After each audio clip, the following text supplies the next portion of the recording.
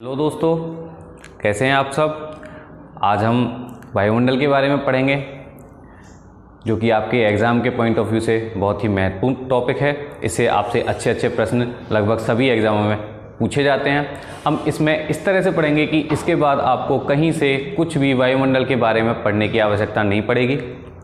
तो चलिए शुरू करते हैं। सबसे पहले हम इसकी कंपोजिशन के बारे में बात करते हैं, यानी कि इसका संगठन।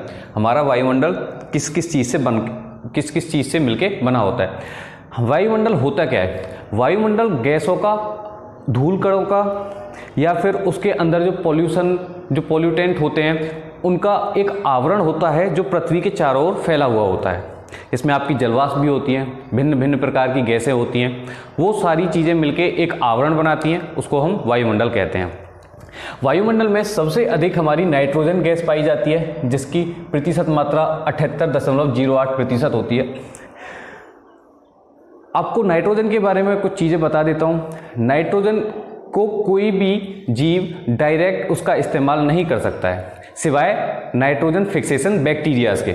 नाइट्रोजन फिक्सेशन बैक्टीरिया इस नाइट्रोजन को नाइट्रेट में परिवर्तित करते हैं। उसके बाद में ही पृथ्वी पर रहने वाले जीव इसका किसी भी रूप में प्रयोग कर पाते हैं।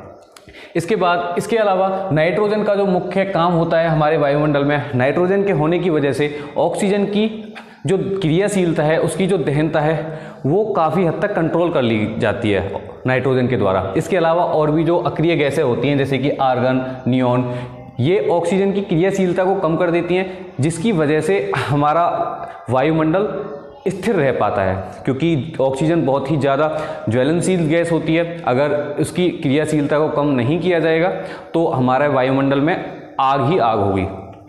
तो नाइट्रोजन सबसे अधिक मात्रा में पाई जाती है, 78%। इसके बाद ऑक्सीजन के बारे में अगर बात करें तो ऑक्सीजन जीवनदायिनी के रूप में जानी जाती है। ऑक्सीजन के बिना पृथ्वी पर जीवन संभव नहीं है।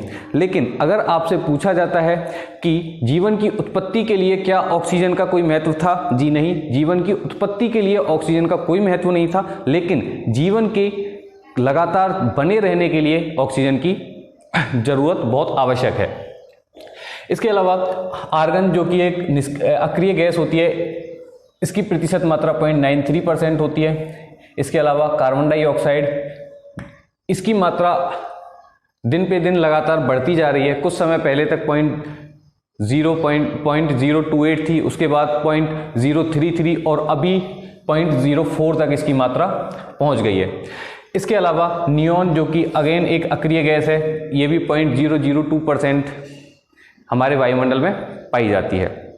इसका भी कार्य वही है, ये भी ऑक्सीजन की दहनता को कम करती है और हमारे वायुमंडल को स्थिर बनाने का प्रयास करती है। इसके अलावा जलवाष्प, अगर आपसे पूछा जाता है कि वायुमंडल का सबसे परिवर्तनीय घटक क्या है, तो वो जलवाष्प है। इसकी मात्रा 0 से 4% के बीच में वरी करती है। ये 0 से 4% के बीच में कम और ज़्यादा होने लगती है। इसके अलावा एक और पॉइंट आप याद कर सकते हैं कि जलवाष्प की मात्रा हमारे वायुमंडल में भूमध्य रेखा से ध्रुवों की तरफ जाने पर कम होती है। इसका क्या कारण है? क्योंकि हमारे भूमध्य रेखा के ऊपर सूर्य की ज़्यादा रोशनी पड़ती है और वहाँ का क्षेत्र ज़्यादा गर्म होता है। ज़्यादा गर्म होने के कारण जलवाष्प की मात्रा ज़्यादा होती है, ज़्यादा एवापोराइजेशन होता है और वायुमंडल में जलवाष्प की मात्रा अधिक रहती है। तो आप इसको याद रख सकते हैं। इसके अलावा अब हम वायुमंडल की कुछ परतों के बारे में पढ़ते हैं, जो कि पृथ्वी से दूरी के बढ़ते हुए क्रम में होंगी। सबसे पहले पृथ्वी पे जो परत पाई जाती है उसको बोलते हैं क्षोभमंडल। मैं हिंदी में मैंने इसमें लिखा है, लेकिन मैं कोशिश करूंगा कि कुछ वर्ड्स इसके इंग्लिश में भी आपको बताऊं, जिससे कि इंग्लिश वाले विद्यार्थियों को भी कोई परेशानी ना हो। तो क्षोभमंडल, जिसको इंग्लिश में बोलते हैं ट्रोपोस्फियर, इसकी भिन्न भिन्न ऊंचाई होती है। अगर भूमध्य रेखा पर बात की जाए तो इसकी ऊंचाई 18 किलोमीटर तक होती है, लेकिन ध्रुवों पर इसकी ऊंचाई 8 से 10 किलोमीटर तक होती है। हमने यहाँ पे उसका एवरेज 9 किलोमीटर लिया है। इसका कारण क्या है? इसके दो मुख्य कारण हैं। एक, ध्रुवों पर जी का मान अधिक होता है, जिसकी कारण वहाँ पे गुरुत्वाकर्षण बल अधिक होने के कारण गैसों के अणुओं को वो अपनी तरफ खींचती है और गैसों के जो भारी अणु है वो ज़्यादा ऊपर तक नहीं जा पाते हैं। दूसरा, भूमध्य रेखा पर अधिक गर्मी होने के कारण वहाँ की गैस गर्म होकर ऊपर उठती है और वो हल्की होने के कारण ज़्यादा ऊपर तक चली जाती है, इसीलिए इसकी ऊंचाई भूमध्य रेखा पर 18 किलोमीटर तथा ध्रुवों पर लगभग 9 किलोमीटर के आसपास होती है। क्षोभ मंडल वाला भाग वायुमंडल का सबसे अधिक सघन भाग रहता है और क्षोभ मंडल में क्षोभ का मतलब होता है टर्ब्यूलेंस, मतलब उथल पुथल। ज़्यादा अधिक सघन होने के कारण यहाँ पर कुछ ना कुछ उथल पुथल होती रहती हैं, जैसे कि हमारी जो भी मौसमी घटनाएं होती हैं, आंधी आना, तूफान आना, बारिश आना, बादलों का बनना, ओस पड़ना, कोहरा पड़ना, ये सभी की सभी इसी क्षोभ मंडल में ही घटित होती हैं। आप इसको इस तरह से समझ सकते हैं, अगर किसी एक कमरे में 2 या 3 छोटे बच्चे खेल रहे होते हैं तो वो इतना ज़्यादा उसमें हंगामा नहीं करते हैं, लेकिन अगर उसी में 8 से 9 बच्चे हो जाएं तो वो बिल्कुल उसको सर पे उठा लेते हैं। तो इसी तरह से यहाँ पे जो भारी गैसें होती हैं, यहाँ पे वायुमंडल की जो सघनता रहती है वो बहुत होती है और इसकी सघनता का आलम इतना है कि ये पूरे वायुमंडल का 50% भाग केवल 5.5 किलोमीटर तक समेटे रहता है। आपसे ये पूछा जा सकता है कि समग्र वायुमंडल का 50% भाग कितनी ऊंचाई तक समेटे हुए है, तो क्षोभ मंडल अपने अंदर केवल 5.5 किलोमीटर की ऊंचाई तक ही पूरे वायुमंडल का 50% भाग अपने अंदर समेटे हुए है। तो ये बहुत सघन होता है और इसमें हाइट बढ़ने के साथ साथ अगर आप 165 मीटर पृथ्वी की सतह से 165 मीटर ऊपर जाते हैं तो आपका टेम्परेचर 1 डिग्री सेल्सियस कम हो जाता है, और अगर इसको हम किलोमीटर में चेंज करें तो 1 किलोमीटर ऊपर जाने पर टेम्परेचर में 6.5 डिग्री सेल्सियस की गिरावट आती है। यह इसका कारण यही है कि जैसे जैसे ऊपर की तरफ बढ़ते जाते हैं वायुमंडल की सघनता में कमी आती जाती है और वहाँ का टेम्परेचर कम होता जाता है। इसको सामान्य ताप ह्रास या अंग्रेजी में नॉर्मल लैप्स रेट भी कहा जाता है। ये आपसे पूछा जाता है कि सामान्य ताप ह्रास क्या है और यह कहाँ घटित होता है, तो ये क्षोभ मंडल यानी कि ट्रोपोस्फियर में होता है और इसमें लगातार ऊंचाई बढ़ने के साथ साथ तापमान में कमी होती है। आपसे ये भी पूछा जा सकता है कि क्षोभ मंडल की ऊंचाई किस स्थान पर अधिक रहती है, तो वो भूमध्य रेखा पर हो जाएगी, या फिर आपसे क्वेश्चन को इस तरह से भी पूछा जा सकता है कि क्षोभ मंडल की मोटाई किस स्थान पर अधिक होती है या क्षोभ मंडल की मोटाई किस स्थान पर कम होती है। इसके बाद भूमध्य रेखा के ऊपर क्षोभ मंडल की सीमा को क्षोभ सीमा या ट्रोपोपॉज के नाम से जानते हैं। हमने बात की कि क्षोभ मंडल के अंदर हमारे जितनी भी मौसमी घटनाएं होती हैं, जितने भी मौसम में परिवर्तन होते हैं, वो सब के सब क्षोभ मंडल में ही घटित होते हैं। और ऊपर की तरफ जाने पर टेम्परेचर में लगातार कमी होने के कारण भूमध्य रेखा के ऊपर 18 किलोमीटर पर यानी कि क्षोभ सीमा पर टेम्परेचर हमारे वायुमंडल का -80 डिग्री सेल्सियस तक होता है। वहीं ध्रुवों के ऊपर क्षोभ सीमा पर टेम्परेचर -45 डिग्री सेल्सियस तक पहुंच जाता है। आपसे पूछा जा सकता है कि ध्रुवों के ऊपर क्षोभ सीमा की ऊंचाई कितनी है और वहां का टेम्परेचर कितना होता है, तो वो 9 किलोमीटर और -45 डिग्री सेल्सियस। इसी तरह से भूमध्य रेखा पर 18 किलोमीटर और -80 डिग्री सेल्सियस हो जाएगा। इसके बाद समताप मंडल, दूसरा हमारी वायुमंडल की परत होती है समताप मंडल, जिसको स्ट्रेटोस्फीयर भी कहते हैं।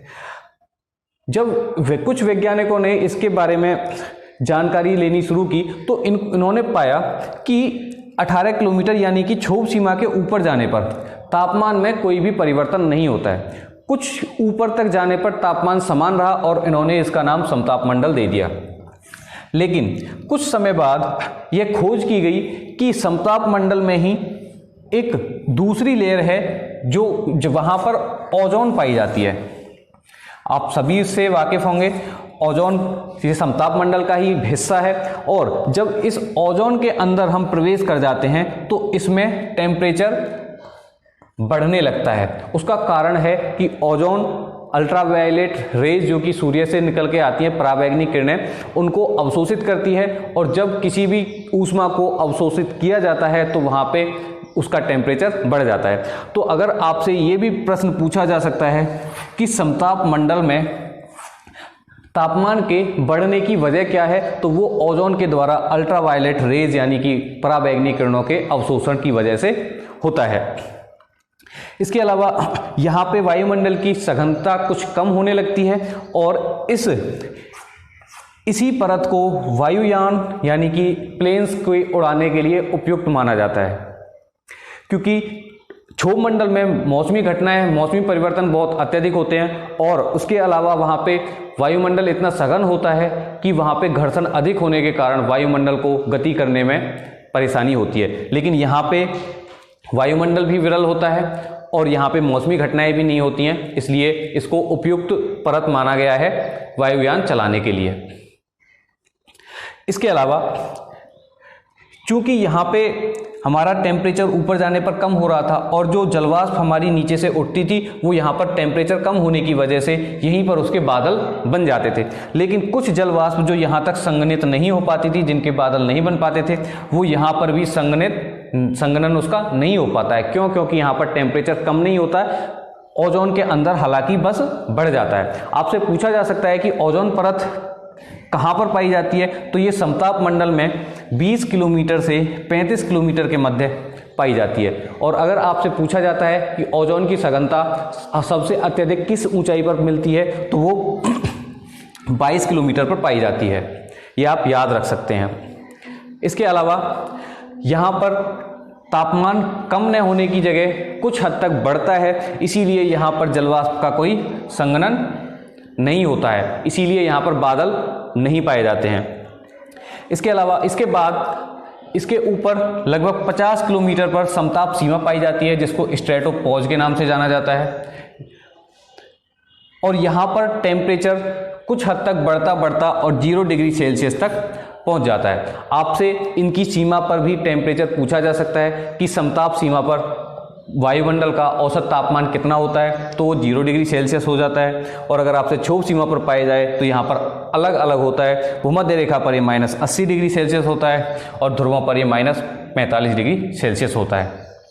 इसके बाद मध्यमंडल में फिर से ऊंचाई बढ़ने के साथ तापमान में निरंतर कमी आती है और इसी कारण यहाँ से जो जलवाष्प बची गई थी, ऐसा नहीं है कि बस यहीं तक बादल बन सकते हैं। वो सॉन्ग है ना, पंछी नदियां और पवन के झोंके, इनको सरहद ना कोई रोके, इसमें आप बादल भी ऐड कर सकते हैं। तो जो बादल यहाँ तक, इनको सरहद का नहीं पता था कि हमको यहीं तक बनना है, जो बादल यहाँ तक नहीं बन पाए थे उनको यहाँ पे बनने का मौका नहीं मिला। लेकिन यहाँ पर फिर से टेम्परेचर में गिरावट आने के कारण वो यहाँ पर फिर से उसका जलवाष्प का संघनन होता है और बादल बनते हैं। लेकिन ये हमको नॉर्मली हर स्थान पर नहीं दिखाई देते हैं। ये रात्रिचर मेघ होते हैं, जिनको इंग्लिश में नॉक्टिल्यूसेंट क्लाउड बोला जाता है, और ये ध्रुवों पर दिखाई देते हैं रात के समय। तो आपसे पूछा जा सकता है कि रात में दिखने वाले नॉक्टिल्यूसेंट या रात्रिचर मेघ कौन से वायुमंडल की परत में बनते हैं, तो वो मध्यमंडल में बनते हैं और इनको हम ध्रुवों से देख सकते हैं। मध्यमंडल की ऊंचाई अगर पूछी जाती है तो 80 किलोमीटर होती है और मध्य सीमा पर ही वायुमंडल का सबसे कम तापमान -100 डिग्री सेल्सियस लगभग पहुंच जाता है। आपसे ये बात पूछी जा सकती है कि वायुमंडल का सबसे कम जो तापमान रहता है वो कौन से परत में पाया जाता है, तो वो मध्यमंडल में पाया जाता है, मध्य सीमा पर 80 किलोमीटर की ऊंचाई पर। इसके बाद आयन मंडल हमारे लिए बहुत महत्वपूर्ण है। आयन मंडल के बारे में बात करें तो इसकी जो खोज की थी 2 पक्षी भाइयों ने की थी, और मैं ये बात करते हुए ये मान के चल रहा हूँ कि आपको रामायण के बारे में आप भली भांति परिचित हैं, आप सोनाक्षी सिन्हा नहीं हैं। तो रामायण में जो लोग परिचित होंगे उनको पता होगा कि 2 पक्षी भाई थे, जटायु और संपाति। तो उनमें संपाति ने इस मंडल की खोज की थी। वो सूरज के पास में पहुंचने के लिए उन्होंने उड़ान भरी थी, लेकिन इस मंडल में जाने के बाद संपाति की पंखों में आग लग गई और वो वापस नीचे जमीन पर गिर गए। जो उनके भाई थे जटायु, वो नीचे ही थे और वो देख के समझ गए कि अब हम आयन मंडल में घुसने वाले हैं और यहाँ से हम आगे नहीं जा पाएंगे, तो वो वहीं से वापस आ गए। तो चलिए आयन मंडल के बारे में देखते हैं। आयन मंडल में गैसों का आयनाइजेशन होता है और इसी में एक्स और गामा किरणें भी अवशोषित हो जाती हैं। इसको थर्मोस्फेयर भी कहा जाता है। इसमें आप अलग भिन्न भिन्न प्रकार की कुछ परतें पाई जाती हैं। और इसी मंडल से होके हमारी रेडियो तरंगे वापस पृथ्वी पर लौट के आती हैं। जब तक ज़्यादा अत्यधिक सैटेलाइट्स को नहीं छोड़ा गया था, उससे पहले रेडियो या फिर अन्य जो संचार के माध्यम थे, उनकी तरंगें इसी मंडल से होकर के वापस आती थी। और आप लोगों ने देखा होगा कि कई बार जब हम रेडियो सुनते थे तो दिन के समय में हम ज़्यादा अच्छे से नहीं सुन पाते थे, लेकिन रात के समय में ज़्यादा अच्छे से सुन पाते थे। उसकी वजह थी कि रात के समय में आयन मंडल में जो परतें पाई जाती हैं, जो हमारी रेडियो वेव्स को रिफ्लेक्ट करके वापस पृथ्वी पर भेजती हैं, वो ज़्यादा सशक्त हो जाती थी। इसी कारण रात में हम ज़्यादा अच्छे से सुन पाते थे। इसमें भिन्न भिन्न प्रकार की परतें पाई जाती हैं। पहली है डी परत, जहाँ से लघु रेडियो तरंगें वापस पृथ्वी पर लौट के आती हैं। इसके बाद में है दूसरी ई परत, जिसको कैनली हेविसाइड परत के नाम से भी जाना जाता है, और यहाँ से मध्यम और दीर्घ तरंगें पृथ्वी पर वापस लौट के आती हैं। इसके बाद एफ परत, जिसको एपल्टन के नाम से जाना जाता है, और जी परत भी इसके अंदर पाई जाती है। सभी से रेडियो तरंगें वापस आती हैं। चूंकि यहाँ पे एक्स और गामा किरणों का अवशोषण हो रहा है, इसी कारण यहाँ पर भी टेम्परेचर में ऊंचाई बढ़ने के साथ साथ बढ़ोतरी होती है, और यहाँ पर टेम्परेचर बढ़ते बढ़ते लगभग 1000 डिग्री सेल्सियस पहुँच जाता है। अगर इसकी ऊंचाई के बारे में बात करें तो लगभग 640 किलोमीटर की ऊंचाई तक हमारा आयन मंडल फैला हुआ है। इसी के अंदर गैसों के आयनाइजेशन के कारण बाहर से आने वाले उल्कापिंड या अन्य कोई वस्तु इस परत में आने के बाद जलने लगती है। उसका कारण इस गैसों के कणों का आयनाइजेशन ही है। इसके अलावा आपसे इसके टेम्परेचर के बारे में पूछा जा सकता है कि कौन कौन सी परत में ऊंचाई बढ़ने के साथ तापमान बढ़ता है और कौन कौन सी परत में ऊंचाई बढ़ने के साथ तापमान घटता है। तो सबसे पहले क्षोभ मंडल, जो कि ट्रिपोस्फेयर है, इसमें ऊंचाई बढ़ने के साथ साथ टेम्परेचर कम होता है, जिसको कहते हैं सामान्य ताप ह्रास या नॉर्मल लैप्स रेट। ये हमारा 165 मीटर ऊपर जाने पर 1 डिग्री सेल्सियस या 1 किलोमीटर ऊपर जाने पर 6.5 डिग्री सेल्सियस की दर से कम होता जाता है। अगर क्षोभ मंडल के बारे में बात करें तो इसकी ऊंचाई भूमध्य रेखा पर 18 किलोमीटर तथा ध्रुवों पर 9 किलोमीटर होती है। तापमान में भी उसी के अनुसार अंतर रहता है। भूमध्य रेखा पर इसका तापमान -80 डिग्री सेल्सियस तथा ध्रुवों पर -45 डिग्री सेल्सियस होता है। यहाँ पे हमारी सारी मौसमी घटनाएं यहीं पर घटित होती हैं और इसको वायुयानों के चलाने के लिए उपयुक्त नहीं माना जाता है, अधिक घर्षण होने के कारण तथा अधिक मौसमी परिवर्तन होने के कारण। इसके बाद दूसरा समताप मंडल है। समताप मंडल में ओजोन लेयर भी पाई जाती है, जो कि अल्ट्रावायलेट रेज जो सूर्य से आती हैं उसको अवशोषित कर लेती है। ये 20 से 35 किलोमीटर के बीच में पाई जाती है और इसकी अत्यधिक सघनता 22 किलोमीटर तक होती है। ओजोन के बारे में बात करें तो इसको चैपमैन चक्र के द्वारा समझाया जा सकता है। ओजोन की उत्पत्ति चैपमैन चक्र के द्वारा होती है। इसमें 3O2 और सूर्य की अल्ट्रावायलेट रेज की प्रेजेंस में ये ओजोन में परिवर्तित होती है। और ओजोन परत की मोटाई को नापने की इकाई डॉप्सन होती है। ये आप याद रख सकते हैं, आपसे बहुविकल्पीय पूछा जाता है। इसके अलावा ओजोन की डेप्लीशन को कम करने के लिए एक मॉन्ट्रियल प्रोटोकॉल, एक सम्मेलन बुलाया गया था। मॉन्ट्रियल प्रोटोकॉल आप ये भी याद रख सकते हैं। आपसे पूछा जा सकता है कि मॉन्ट्रियल प्रोटोकॉल किससे संबंधित है, तो ये ओजोन परत की डेप्लीशन को कम करने के लिए 1987 में बुलाया गया था।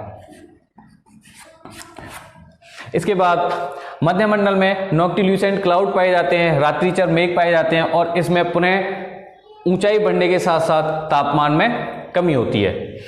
और सबसे कम टेम्परेचर हमारे वायुमंडल का मध्य सीमा पर 80 किलोमीटर की ऊंचाई पर लगभग -100 डिग्री सेल्सियस पहुंच जाता है। इसके बाद हमने आयन मंडल के बारे में पढ़ा, जिसको थर्मोस्फेयर भी कहते हैं। यहाँ पे गैसों का आयनाइजेशन हो जाता है और इसी कारण बाहर से आने वाली कोई भी वस्तु यहाँ पर जलने लग जाती है और लघु रेडियो तरंगें, मध्यम व दीर्घ रेडियो तरंगें भी यहाँ से परिवर्तित होकर वापस पृथ्वी पर आ जाती हैं। इसके बाद 640 किलोमीटर से ऊपर की ऊंचाई को बहिर्मंडल यानी कि एक्सोस्फीयर के नाम से जाना जाता है। यहाँ से ऊपर वायुमंडल बहुत विरल हो जाता है। यहाँ पर हमने पढ़ा कि लगभग टेम्परेचर 1000 डिग्री सेल्सियस हो जाता है, लेकिन वायु बहुत अधिक विरल होने के कारण, सघनता बहुत ही कम होने के कारण यहाँ पे ये महसूस नहीं किया जाता है कि यहाँ पे टेम्परेचर बहुत अधिक है।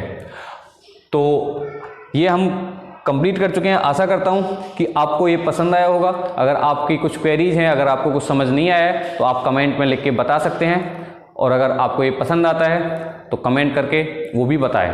धन्यवाद, थैंक यू वेरी मच। मिलते हैं एक नए टॉपिक के साथ। Thank you.